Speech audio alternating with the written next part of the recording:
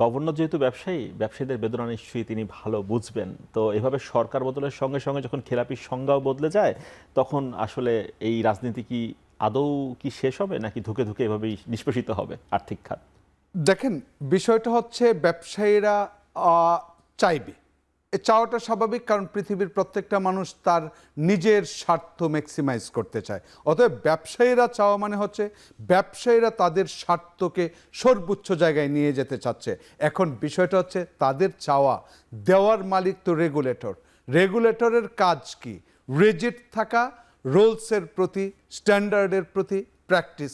যেমন বাংলাদেশ এর আগে যে প্র্যাকটিসটা করে আসছে 6 মাসের, সেটা ভুল ছিল।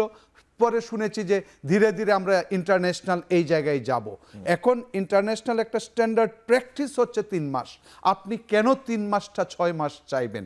এক হচ্ছে ব্যবসায়ীদের চাওয়াটা অযৌক্তিক, আর এই অযৌক্তিক পথে যদি ব্যবসায়ী গভর্নর আর গভর্নরই হোক, যিনি হোক, গভর্নর যদি করেন, তাহলে প্রকৃতপক্ষে এর যে কনসিকুয়েন্সটা হবে কি জানেন?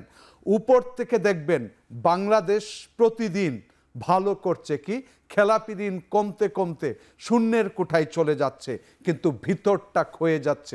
অতএব এই পথে পা বাড়ানো মানে হচ্ছে আপনি দেখতে ভালো কিন্তু প্রকৃতপক্ষে শূন্য।